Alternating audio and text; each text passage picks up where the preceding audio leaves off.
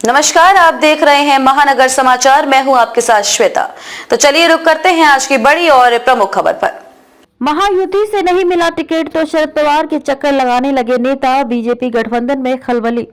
महाराष्ट्र के सत्ताधारी महायुति गठबंधन के असंतुष्ट नेता अब महाविकास आघाड़ी एमवी खेमे से लोकसभा टिकट की संभावना तलाशने में जुटे हैं। इसके लिए वे शरद पवार से संपर्क साध रहे हैं। दरअसल भारतीय जनता पार्टी, शिवसेना एकनाथ शिंदे और राष्ट्रवादी कांग्रेस पार्टी अजीत पवार के महायुति गठबंधन के बीच सीट बंटवारे की डील लगभग तय हो चुकी है। ऐसे में कई नेताओं को लग रहा है कि उन्हें टिकट नहीं मिल पाएगा।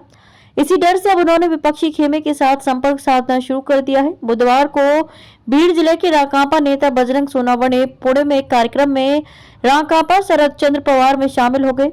सोनावणे पार्टी के विभाजन के दौरान अजीत पवार के साथ चले गए थे। भीड़ से भाजपा द्वारा पंकजा मुंडे को मैदान में उतारने से नाराज सोनावणे ने पाला बदल लिया।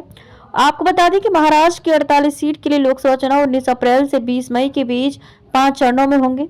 मतों की गिनती 4 जून को होगी। पवार ने कहा कि उनकी पार्टी भीड़ उम्मीदवार को अंतिम रूप देने से पहले चर्चा करेगी। उन्होंने कहा कि सीट के लिए मतदान चौथे चरण में है और निर्णय लेने के लिए अभी भी कुछ समय है। पार्टी की समिति उम्मीदवार का फैसला करेगी और सोनावणे ने कहा कि वह इस फैसले को स्वीकार करेंगे। वे पिछला चुनाव मामूली अंतर से हार गए थे। हालांकि वे भीड़ में पार्टी को मजबूत करने की दिशा में काम करने के लिए सहमत हो गए हैं। सोनावणे ने 2019 में भाजपा की प्रीतम मुंडे के खिलाफ राकांपा उम्मीदवार के रूप में चुनाव लड़ा था। उन्होंने कहा कि मैं हार गया, लेकिन मुझे 5 लाख से अधिक वोट मिले थे।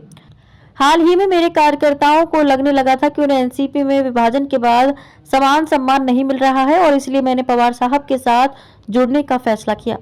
राष्ट्रीय समाज पक्ष के संस्थापक महादेव जानकर भी बुधवार सुबह पुणे में पवार के आवास पर गए। उन्होंने 2019 में बारामती से पवार की बेटी सुप्रिया सुले के खिलाफ पिछला लोकसभा चुनाव लड़ा था। अब वे भाजपा के रणजीत सिंह नाइक निम्बालकर के खिलाफ एमवी उम्मीदवार के रूप में माढ़ा सीट से लड़ना चाहते हैं।